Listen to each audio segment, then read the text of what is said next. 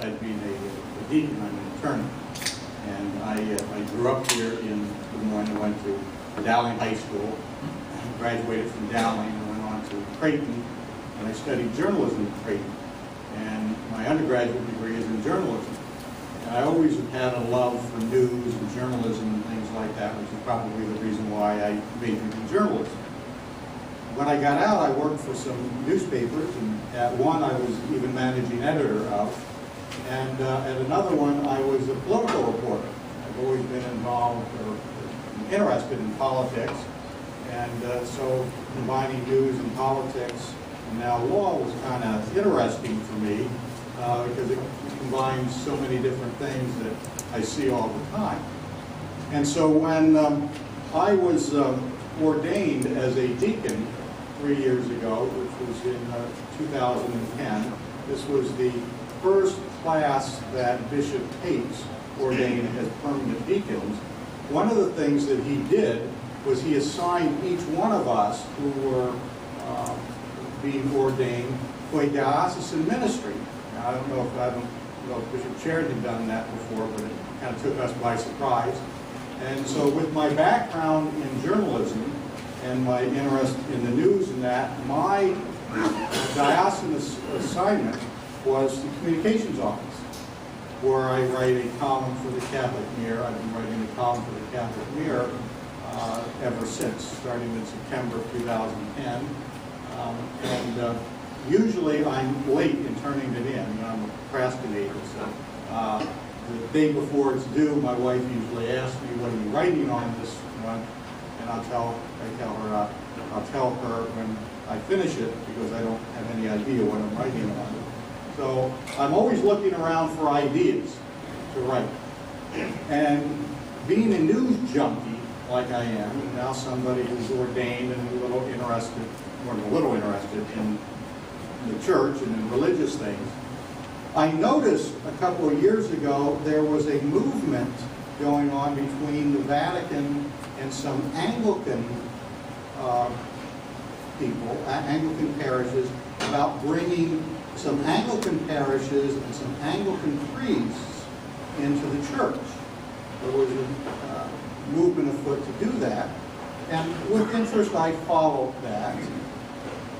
And I later found, as I was following that one of those Anglican parishes and one of those Anglican priests that was considering coming over to the Catholic Church was Corey Soraya, who was at St. Ethan's Anglican Church, and that they had established an Anglican ordinariate for the Anglicans who wanted to come. And that the ordinariate was being headed up by Cardinal Wuerl, Archbishop of Washington, D.C., and the person who was assisting him with that was a priest, a former Anglican priest, by the name of Scott Hurd. So I thought this will make a good story for the Mirror. And so I picked up the phone and I called the Archdiocese of Washington, and I left a message for Scott Hurd, who called me back the very next day. Gave me a lot of information about the Anglican Ordinariate, told me what he knew about Corey Soraya, because he obviously knew who was interested in joining the church. And he emailed me a lot of information about the Ordinariate. And so I called Corey Soraya, had a nice interview with him, and I also called our own Father Jim Livingston, who was a former Anglican priest, who became a Catholic priest, but under a different method. So I wrote this story for the Mirror about the Anglican Ordinariate, talking to Corey Soraya and Father Scott Hurd. A couple of weeks later, probably about a month or so later, I got a call from a friend of mine who at the time was working in the communications office. And she said, Tom Neal, who was the co-host for the Bishop's radio program every week, was going to be out of town. And they were doing the program on the Anglican Ordinariate. And the guest was going to be on the phone was going to be Scott Hurd. And the guest in the studio was going to be Corey Soraya. So we thought you might want to sit in and co-host that show. And I said, okay. I hadn't had any experience in radio, just a little bit in college. I decided I didn't like radio, and radio decided it didn't like me. And so I went on to print journalism. But I thought, okay, I'll sit in. And I'll do it. So I sat in and I did the program with the bishop. And a couple of, I guess a month or so later, they called me back and said, could you come in and sit in and do another program? And I said, okay, I've had some experience, I can do that. The bishop's not hard to host. If you listen to the program, bishop goes and goes and goes, and there's not much I have to do other than say, welcome bishop, nice to see you this morning, and he's off. But anyway, sometime later, as luck would have it, Tom Neal took a job in Louisiana teaching seminarians. And I got a call again in the communications office at the diocese. And they asked if I could take a 5-week, sit in for 5 weeks from the time that Tom was leaving until the intern that was supposed to start from Iowa City would come and do the show for the summer, and that's all I needed to do. So I said, yeah, that's fine. I come, I did the 5 weeks, and at the end of the 5 weeks, we were finished, and on our last little banter that I did with the bishop, I thanked him so much for thinking of me, and what an honor it was to be here, and I appreciated the last 5 weeks, and wished him well with the program, and that was it. I was done with radio until August, and I got a call at home from the bishop. And he said, our intern has left, wants you back.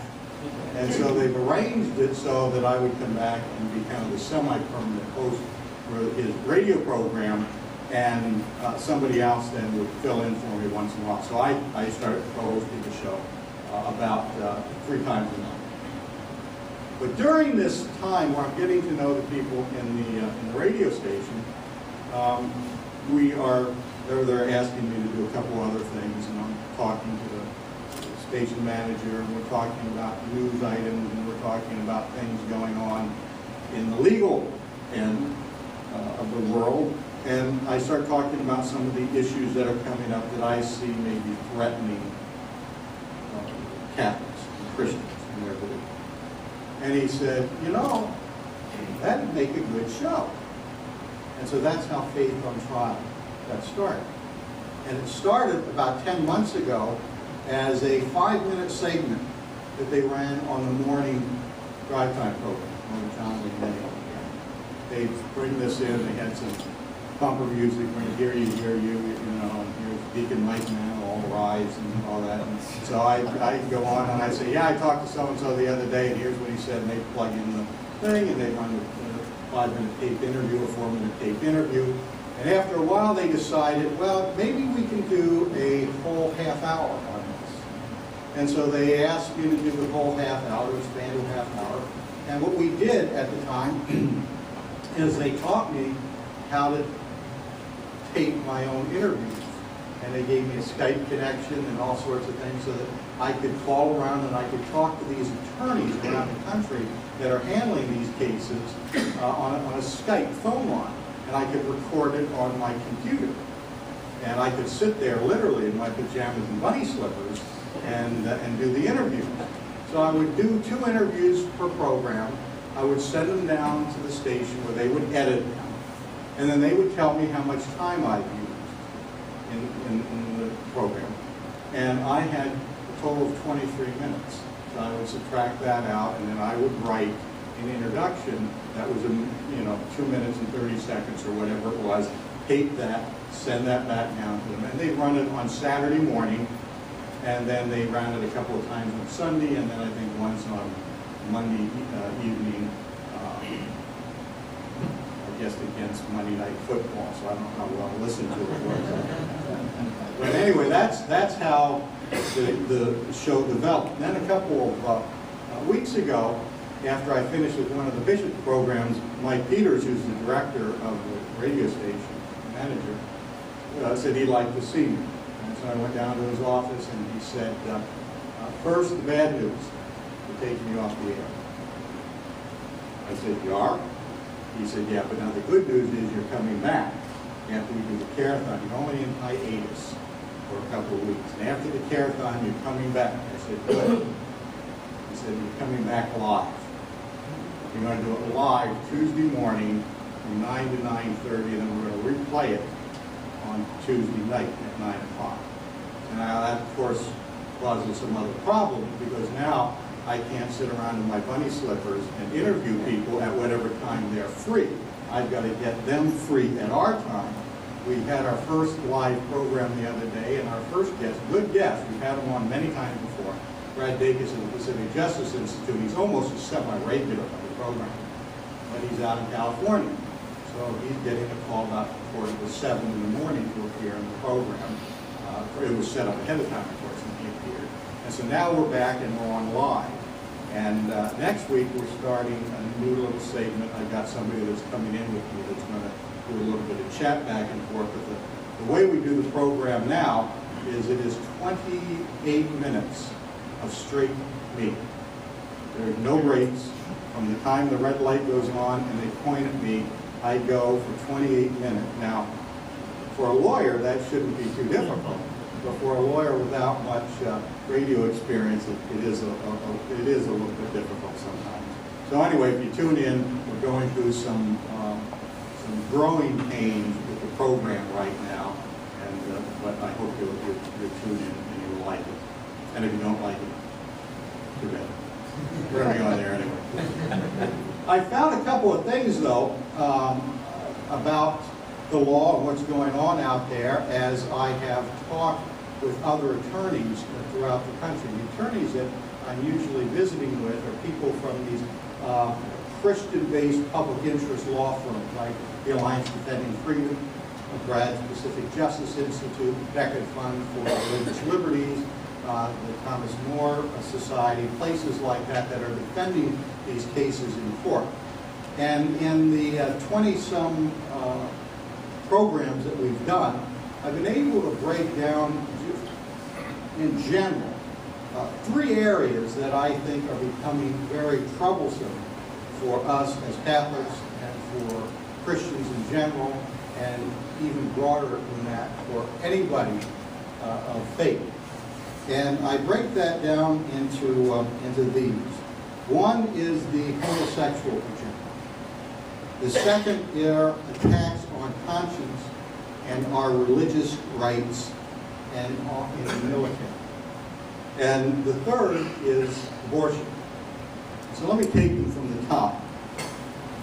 Homosexual rights are probably the most serious threat that we have to our religious freedoms today, especially with gay marriage. I had on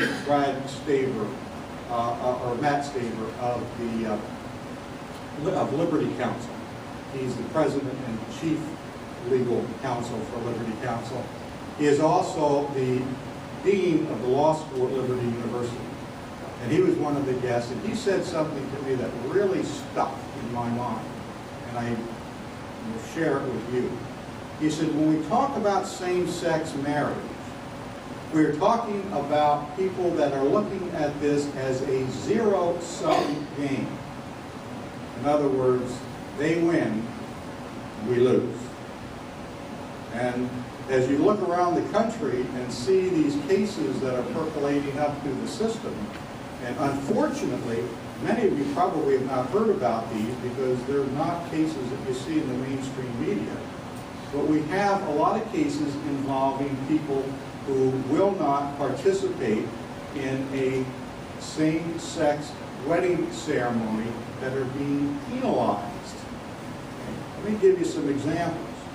Out in the West Coast, I believe it's in Oregon, there was a young lady that ran a bakery. It was called Sweet Cakes by Melissa.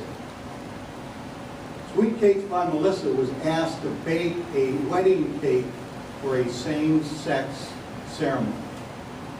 Melissa said, sorry, that violates my belief about marriage. It violates my religious beliefs. It violates my conscience.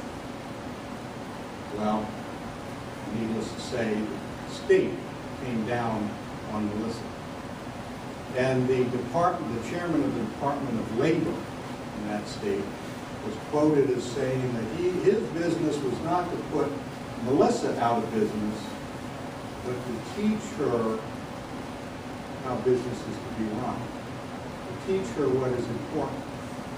In other words, he was going to re-educate her. Remember the old Soviet re-education camps?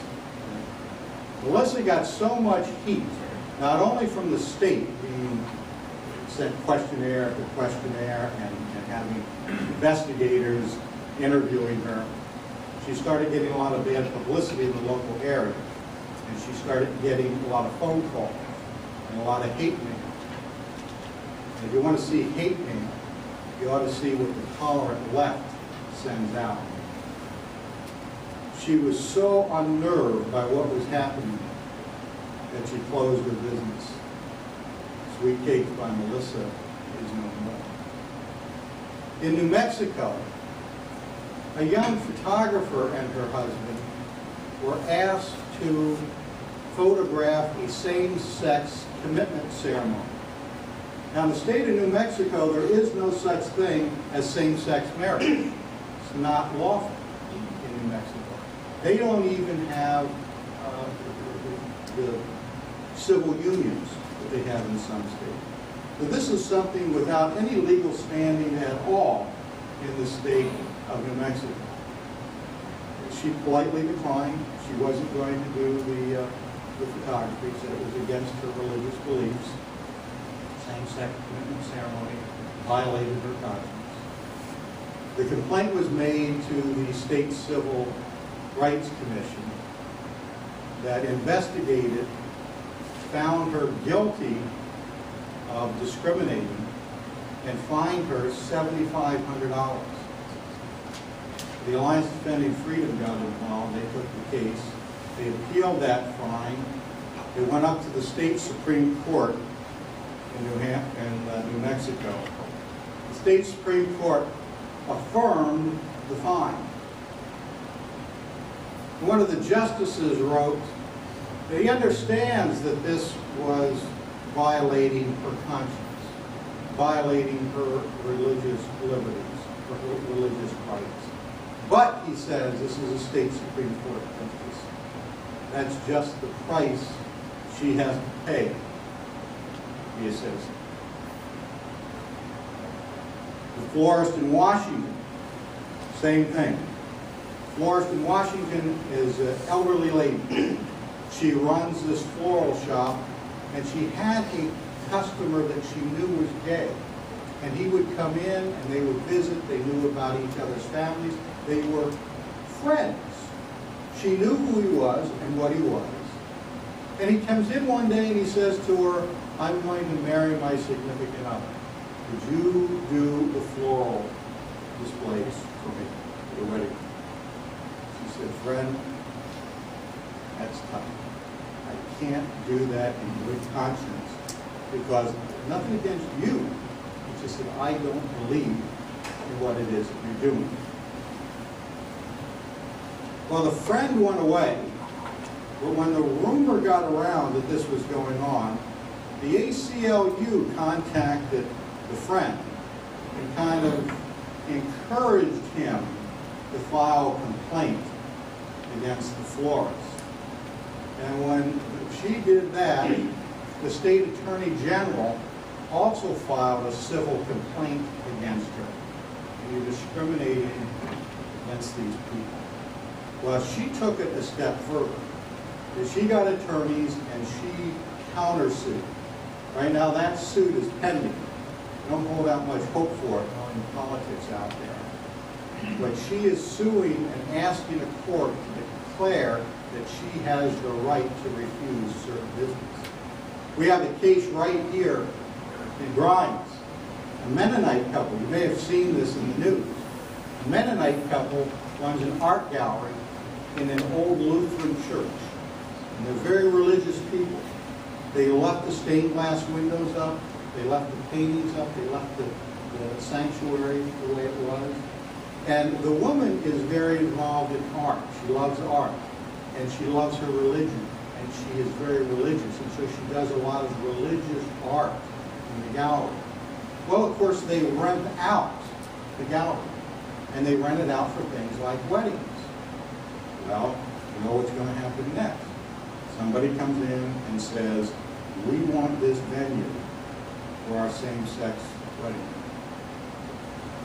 And she says, she and her husband said, no, we can't do that. We consider the wedding to be a sacrament. You can't just come in here, and that's blasphemy to us. We're not going to do it. Well, they filed a complaint with the Iowa Civil Rights Commission. The Iowa Civil Rights Commission is investigating, and now she's doing the same thing, or the Mennonite couple is doing the same thing that the florist in Washington State did. Got a hold of the Becket Fund for Religious Liberty, and they are suing the state over this. I don't know how this is going to go. Both these cases, whether being proactive, are now in the trial courts.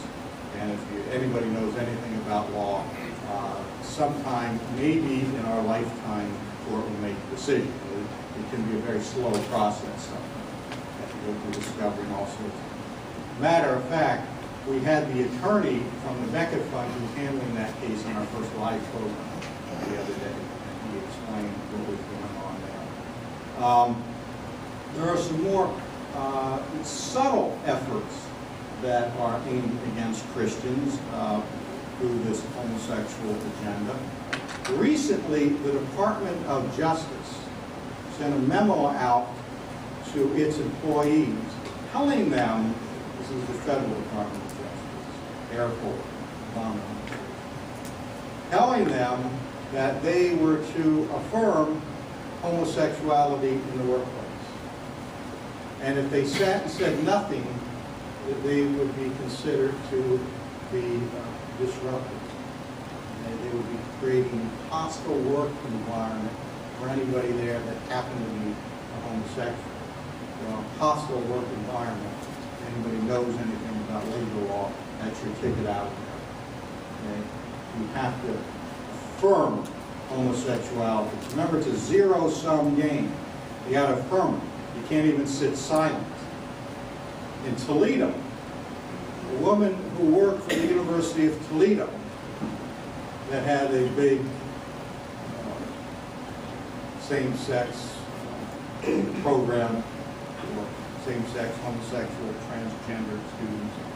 She worked in the finance office or something, and she read in the Toledo newspaper an editorial that was talking about homosexual rights, especially gay marriage, and said that this is akin to the civil rights movement of the 60s. Well, the woman didn't take that very well. She's black. And so she wrote a letter to the editor back saying, no, this is not like the civil rights movement. I lived through it. I'm black. I can tell you what that was like. And this doesn't have anything to do with that. And then she stated her religious beliefs about same-sex marriage.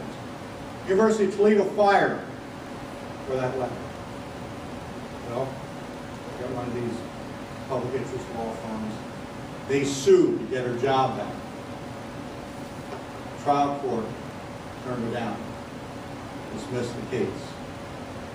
Said that the university's right to run its affirmative action program for gays and lesbians outweighed her free speech rights in this case. The case has gone up to the 6th Circuit Court of Appeals, where she was also turned down.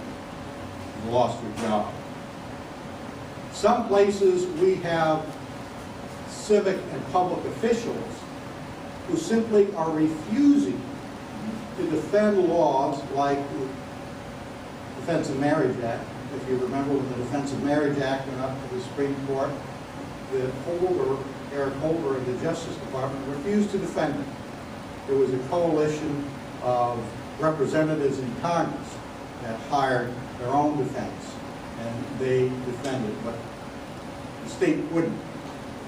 Out in California, if you remember, after the same-sex marriage ruling out in California, there was something called Proposition 8. Proposition 8 was a referendum to amend the state constitution to limit same-sex marriage, or limit marriage to one man and one woman. And passed 54%, 55% of the vote. Federal court struck it down. Said the constitutional amendment is unconstitutional. Now you go figure that out. The constitutional amendment is unconstitutional. The state would not appeal it. So the people that put together the Proposition 8 appealed it, took it to the Supreme Court. And if you remember, that's the case that was thrown out, because the Supreme Court said only the state can defend that proposition, not the citizens. So what we're seeing happen across the country now is that public officials who are supposed to be defending these laws are not doing it. In our own case here, the Barnum case that authorized same-sex marriage in Iowa, the Attorney General of Iowa never spoke on that. The suit was against the county recorder. The county attorney's office defended that suit, along with a number of other people that were. I was on the brief on that case too, in front of the court. Our Attorney General didn't say boo, and that's his job, to defend the state law when it's challenged. He didn't do it. In Illinois, there was a group of homosexual activists that applied, and this is all set up in Cook County. They went in, they applied for a marriage license. The clerk says, I can't give you a marriage license because of the law. And so they said, good, we'll sue. And it was set up, it was one of these suits that was put together by both sides, where they were going to sue the county. The clerk's office in the county was not going to answer the suit, so they would get a default judgment declaring the law unconstitutional, at least in Cook County. You imagine what that would do to the Illinois marriage law if in Cook County you got one rule and the rest of the state. The Thomas More Society got involved in that, and they heard the rumor about what was going on. They got some downstate clerks to intervene in the case, and they eventually won on that. But these people were trying to slip that through. There's also, and other places where we have public officials that are supposed to be defending these laws in court that are walking away from it. They're simply not doing it. There are a number of cases that we have around the country of students being kicked out of classes or disciplined or having their grade adjusted because they refuse to agree with the teacher over same-sex marriage, homosexual rights. And in the state of California now, there is a law that says if you are a licensed therapist and a minor comes to you with gender identity issues, you are required to affirm their homosexuality. Now, our friend Brad Dacus got a 36-page injunction on that one, so it is not being enforced right now. However, the state of California is appealing that injunction. They're going to go up to the Ninth Circuit Court of Appeals with that. And of course, if you know anything about the law, you know, if you go to the Ninth Circuit Court of Appeals, it's a crapshoot. You never know what you're going to get, and usually what you get is bad. So that one's probably going to be heading to the Supreme Court. But that's the law. And there are a couple other places where there are similar laws like that, where counselors, a licensed counselor in California who works for a parochial school has to affirm homosexuality. Clergy doesn't, unless you happen to be a licensed counselor.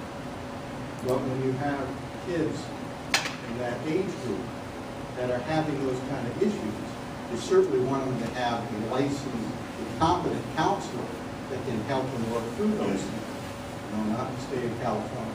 The state of California, the law says you must affirm homosexuality. Other things that they are doing that is, I list here as more kind of in your face. One of the things they've done in California, they've done it in a couple other places around the country, is they passed a law that says, and it's for the transgender among us, that if you feel like a girl today, you can use the girls' restroom. And if you feel like a girl for gym class, then you can go to gym class with the girls and shower with the girls. And this is on the books now in the state of California.